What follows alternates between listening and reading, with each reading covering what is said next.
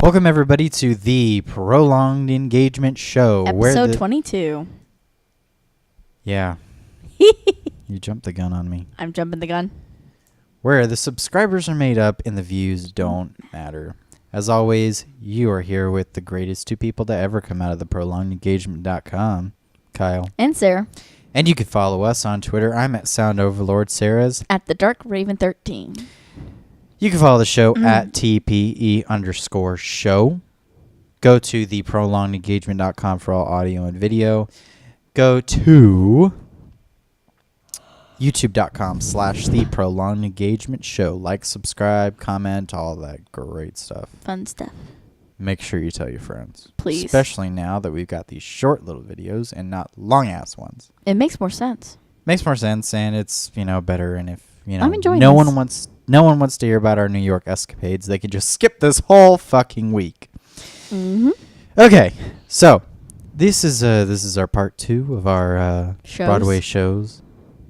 So yesterday we talked about Finding Neverland and On the 20th Century.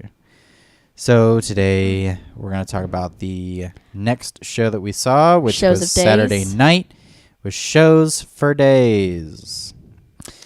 Which we actually saw in previews. That was the first preview. Yes, it was the first night of previews, which means there were a few mess ups flaws here and there. But nothing too out of the ordinary. People messed up lines, which surprised me. Yeah. But as it goes, it's live theater and it's in previews. So, the biggest name out of this one was Patti Lupone. I've never seen Patti in anything other than a musical, so it was kind of weird. I was like, when is she going to sing? She always sings. We've even seen her in concert singing. Yeah, so, I've never seen her live without singing.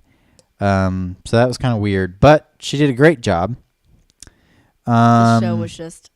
The show was hard to watch. And It's very much because of the subject matter of said show.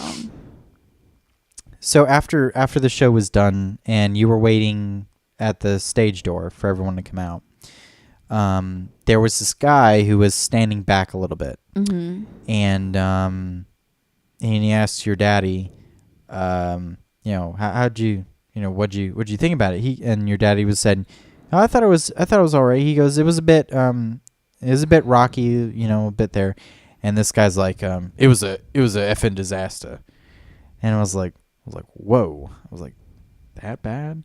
And he goes, this is the writer for the show is same writer who wrote The Nance, which you've seen, and it's fantastic. Yeah, we saw that the last time we were in New York. That was with Nathan Lane, and The Nance was about a show about a real life gay man who played a gay person in a burlesque type deal. Kind of like a burlesque type. Not really. Wasn't as much burlesque as it was vaudeville. Yeah, vaudeville act. That's what I was looking for.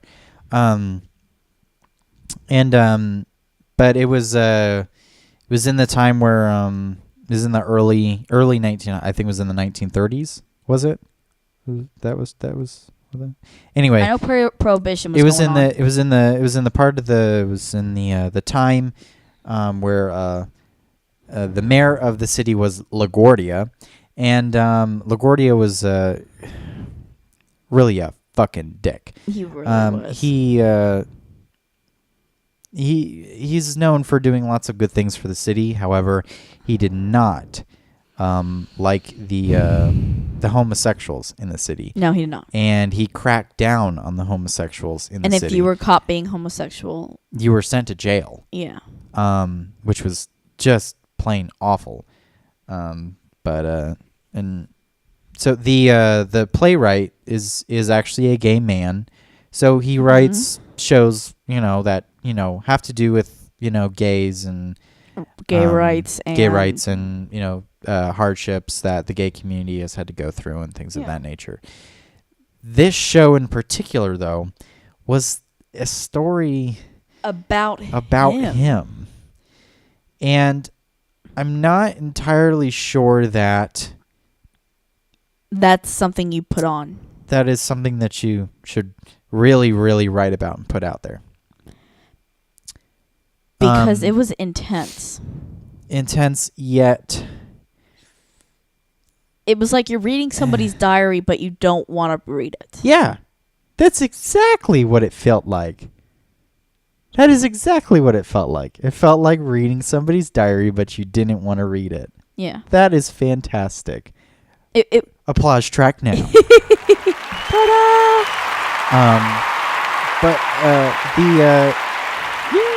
Man, that's so good. I said that the other time too, and you were amazed. Maybe I was freaking, like tired or something. Didn't really hear you, but that was really good. Because the main character is the writer. Yeah, the main character is the writer of the show.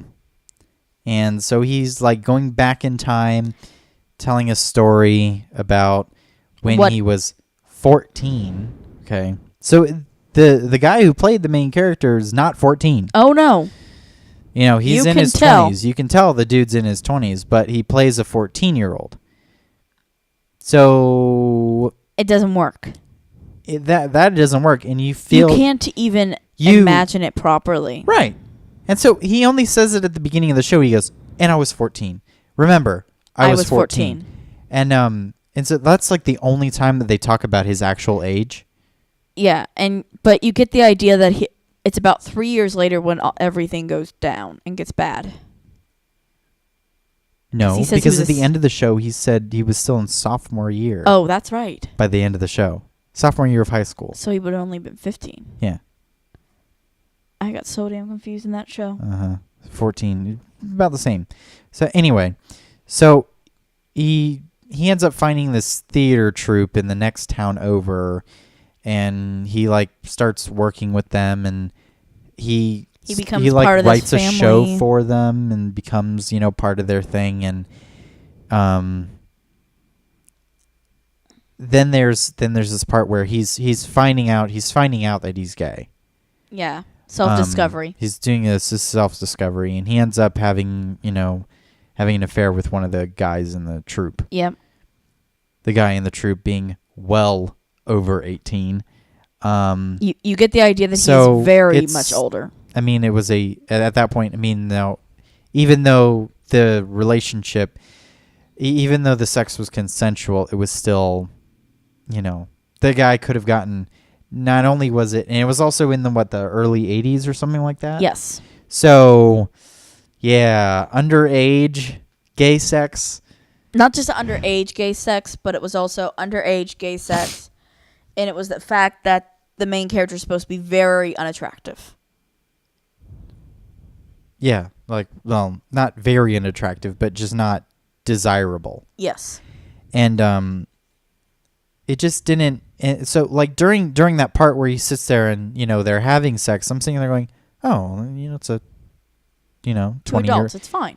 Just two adults, because you see it as two adults on the stage. Yeah. Now they don't show them having sex or anything. They go behind something and but they there's just definitely make noise. Sounds. They make noises and stuff like Plenty that. of noise. And they come out, and then it's hard. It was really hard to watch because he's acting like a teenager, but he doesn't look like a teenager. Yeah. He just straight up doesn't. It's not even believable as a teenager. It's not.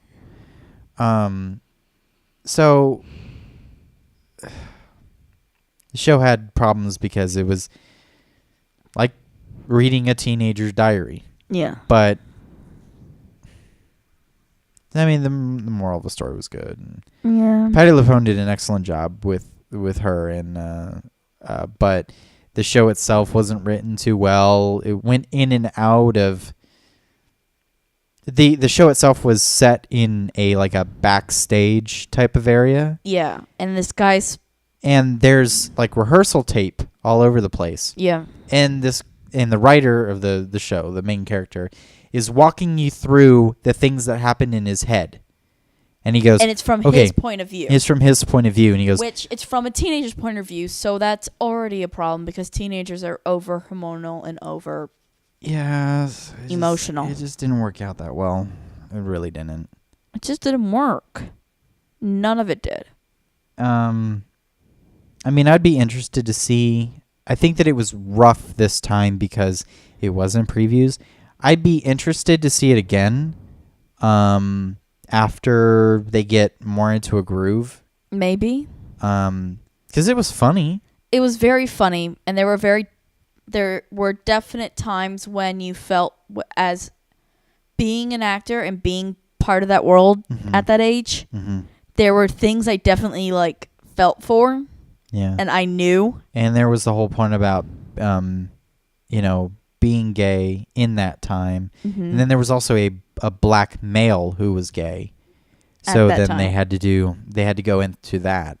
So, like the Nance, it was a show about, being gay in the time that you had to deal with it. You had to hide it and you couldn't be open and stuff like that. Mm-hmm.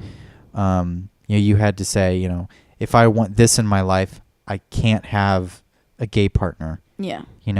I have to keep it a secret. It shitty. Yeah. Totally shitty, but that's just how it was at the time. Yeah. Yeah, I'm glad that it's not that way anymore.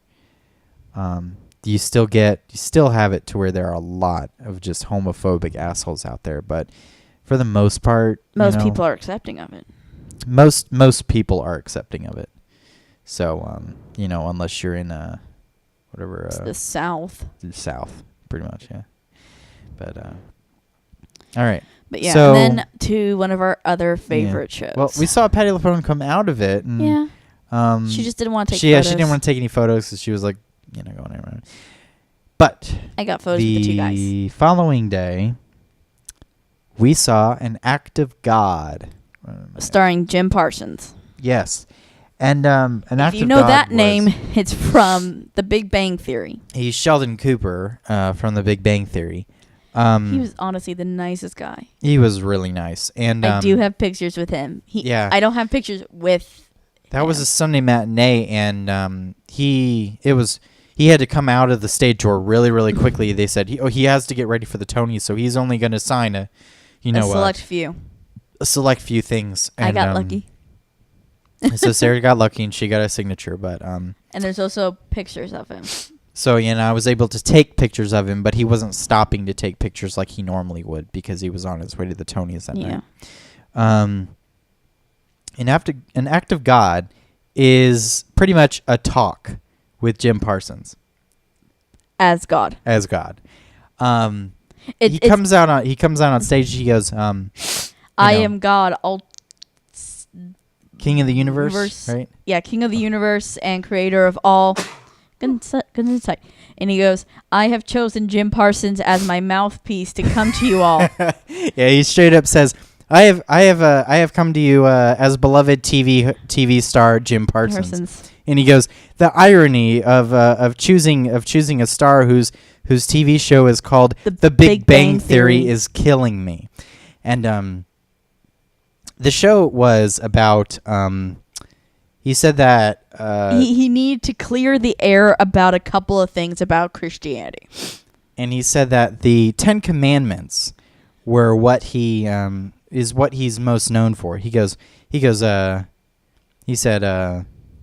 was talking about writing laws, and he goes, I've written a ton of laws. He goes, have you seen Leviticus? I mean, there's hundreds and hundreds of laws that I've created.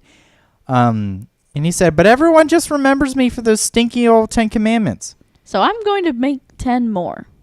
So he said, I'm going to, he goes, since I am God, I am just going to change these 10 Commandments.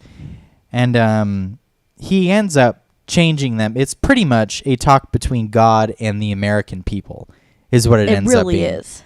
And it's not and you think that what they tried to do is they try to liberalize God, but he's not really. They're not really liberalizing him. He's not liberal. He's not conservative. It's honestly, I feel like it was the God from the Bible. It was. And that sounds so strange for me to say out loud. There's a line in it that is just so perfect. And it really is, because if you've read the Bible, you know it to be true. He sits there and says, he goes, I told all of you that I created you in my image. Well. And I'm an asshole. Basically saying, you all are assholes. So, yeah, he just, he said that he kept 2 things from the original 10. Yeah. Which was, do not take the Lord's name in vain, and you should not take any other idols before me. I am God, creator of heaven and earth, blah, blah, blah, and you should not take any idols before me. Yeah. That shows you how much of a good Christian I am. I don't know it. So he sits there and says, he goes, do not take the Lord's name in vain. He goes, I see all those celebrities. They get up there for their Oscar speeches and their Tony speeches. They go, thank God. And he sits there and goes, they act like they're all buddy with me. I'm not your buddy. Yeah. I'm not your friend. He goes, I could kill you if I wanted to. Then he was talking about. He talks about like how they kill. What was the guy? Dallas Buyers Club. Damn it, Matthew McConaughey. Yes. He sits there. He goes. Matthew just sits up there and goes, "Oh, thank God." And he goes, "I'm not your buddy, Matt. I don't know you. I mean, I know you, but I don't know you." And oh man, it was hilarious. I was laughing a lot during the show, and probably my favorite part of the show was he went to there was one of the commandments was thou shalt not tell people who to fornicate with. Yes. And so that was the second one. So he straight up tells everybody, he goes, I'm just going to put this out there. This is for the gays. I'm telling you this for the gays. And he says, people, when I wrote the Bible is what he would say a lot. Yes. So he goes, when I wrote the Bible, I would take, lots, of, liberties with the things not that lies. I would say. He goes, not lies. Liberties. And so he said like there were 2 angels. He had Gabriel and Michael. And Gabriel read the scripture. And he goes, Gabriel, read that one. Read that one about Noah and the ark. And then so Gabriel like laughingly says, take 2 of every animal on the ark. And like Jim Parsons just sits there and just bursts out laughing. And he goes, I did not tell you to grab 2 of every animal. I told you to grab 2 puppies, but not 2 of every animal. He said, that's a liberty that I took. I told him to take 2 puppies. Because 40 days and 49 on a boat, I mean, who wouldn't be happy with 2 puppies? And so he sits there, he goes, I'm God. Why did I have to tell him to take every animal onto that boat? I could just make them all again. He goes, hello, I'm God. I could do that. And so he was, and he goes off and talks about how, God, I was thinking, my brain just went. What? Oh, do you know how much medical equipment that would need? That boat is about. He said the size of it, and he goes, but that boat wouldn't be even close to the size. You need the veterinary equipment and the housing and the special and the food storage and the specialty. Places for each of the animals, because I don't want my animals in crap exhibits. Yeah, he was like, if I'm going to tell you to take care of these animals, you're going to freaking take care of these animals. Do it the right way. And it was just, you're just sitting there going, yep. But he sits there. He goes, another liberty that he took was scratching out some bits and pieces of the creation story, and he says, I took in the sand. I took some sand and I built Adam. I was really, really happy with Adam. He was one of my greatest creations. But the problem with him, he did great things. He tended to the animals and he planted the plants and everything. But he masturbated all the time. He said. He was just so lonely. He would sigh. The Garden of Eden was nearly splattered. Nearly splattered with all of his seed or something like that. Yes. Oh my God. But he said, I had to make a companion for Adam. Mm-hmm. So he said, one night while he was sleeping, I took one of his rib and I created another man, and I named him Steve. And I just lost my shit. I lost my shit. He says, and he says flat out, he goes, I made him so that they couldn't procreate. I wanted them to focus their careers as gardeners. And so he goes off to say, he goes, if I would have made 2 lesbians, I know it would have gotten done. Yeah. He says, I know I should have made them lesbians because then they would have worked even harder. And worn flannel. Yeah, and worn flannel. But he says, he said one day the serpent, who was in the closet and totally angry with Adam and Steve. He told Steve to eat of the tree of knowledge that your lifestyle is sinful. Right? That's what he called it. Yes, that's what he kept calling it. The tree of knowledge that your lifestyle is sinful. So they would so Adam and Steve, they loved each other. They were gay. Mm-hmm. And so they would have sex with each other and everything like that. And guard and take care of the animals, whatever. And then Steve ate of the tree of knowledge that your lifestyle is sinful.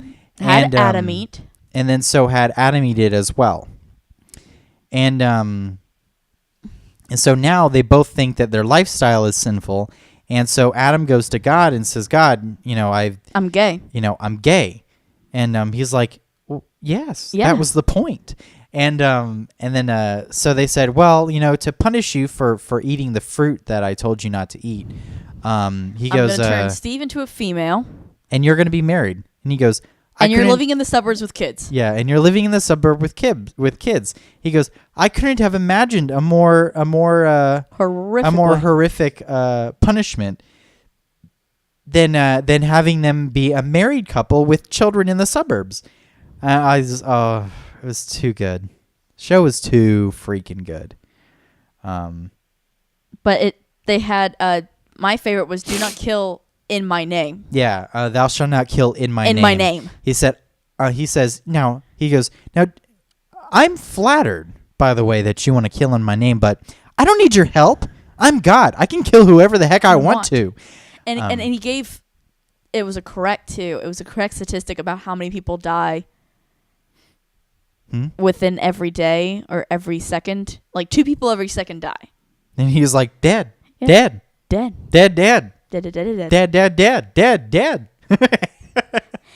just sits there for a while, says it, and he goes, and he looks around the theater and goes, you all are safe. Except for you. And then the light comes on. Yeah, light comes on and somebody in the theater, he says, I'll see you later tonight or something like that. And it was an elderly woman too. Yeah. And I just sat there and I lost it because I was like, oh my God, what if he's right? And, so good. So good. I would see that show again. Oh yeah, I would see it again, totally. It was phenomenal. I still think that Finding Neverland was my favorite, though. Yeah. Just because it was what it was. Mm-hmm. I like plays. It had more of a, but yeah, I think that I like plays on Broadway more than I like musicals. I'm starting to like plays. Like I like my musicals. Don't ever take them away from me. I will kick your ass if you try to take away my musicals. But I like plays. Yeah, like let's see, probably like Lend Me a Tenor was fantastic. Mm-hmm. Seminar, The Nance. I mean, come on, these shows were just fantastic. Mm-hmm. So, yeah, it was weird. We saw 2 musicals and 2 plays. Yeah. So, on the 20th Century was a musical. Finding Neverland was a musical. And Shows for Days was a play, and so was An Act of God. Yeah. So, and I will say something because I was so surprised. Jim Parsons is so nice. Oh, he was super, super nice. And he is honestly he is probably my favorite television actor because he's just so good. He has such a wide range of acting skills. He was just his comedic timing is just perfect. It's on point every time. Perfect. And it's brilliant. And he also has a good voice. Mm-hmm. I love his voice. I liked it when he said, Job. He goes, that's my favorite book in the Bible. He goes, it is hilarious. Yeah. He just says, the shit I put that man through. God's an asshole. He just said, and for just straight fun. Yeah. But and then but yeah, so I got to tell him that he is honestly my favorite actor on television, and he went, "Oh my God, you're so sweet. Thank you so much." He was a really nice guy. And I was like, the people that were next to you that like didn't want to talk to you at all, they were such dicks. I know. But you were Finding Neverland was wonderful. Yeah. The they said that when they saw him at Harvey, that he would like stop and take pictures with everybody, and he just spent a long time. But it was just because he was, he was going to the Tonys, and not just that, he was going to the Tonys. He was presenting at the Tonys. Yeah, he was presenting at the Tonys. So he had to go. Yeah, he had to get on. He had to go get ready. Was Act of God nominated? Yeah. I don't know. I didn't even watch the Tonys. We were on a plane when it was on. Yeah. But yeah, we went. But I recorded it on your.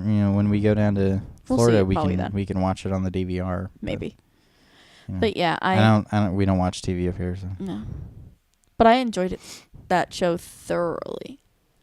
Yeah, if I can't get it on my Apple TV, I might as well not watch it. It's just how it is. That's how we've become. I mean, we have cable, but only because only because it's. We were able to get it for $5 extra a month, and it includes HBO, so you can't beat that. True. I get my Game of Thrones. We get Game of Thrones. Game of Thrones. But I will say that the show was just so good, and he was just so good in it. Mm-hmm. Like, the two other characters were good. Well, it was his show. But he eclipsed them much. It was his show. I liked Michael. Mm-hmm. But he was funny. It was his show. Yeah. And like I said, like I said in the last one, if you're fortunate enough to go to New York and see a Broadway show, do it. Also, if you do get to go see Act of God, pull it up on your iPhone or your Android or whatever. Like it. Like the page on Facebook, and then they'll give you like a pin, right? I got a button. Yeah, it was a button that said "I saw God." I saw right? God. Yeah, it was funny. So you can get a little free gift or whatever. And it's nice. Mm-hmm. I didn't like the shirts though, which made that me one's sad. at Studio 54, right? Mm-hmm. Yeah. Which he made a joke about too, because it was a disco. He goes, and I'm doing the show. I come to you in the middle of the theater district in New York. Is it what? It's the closest I want to get to America. Yeah, the closest I want to get to America is New York City. That was funny. He goes, and I'm doing it in an old discotheque. So, at any rate. Yeah. Okay, well, that was episode 22, right? And still can't rent that car. Still not old enough. But I'm still not old enough. Neither am I. So, at any rate, that was episode 22, and this is the Prolonged Engagement Show. My name is Kyle. And I'm Sarah.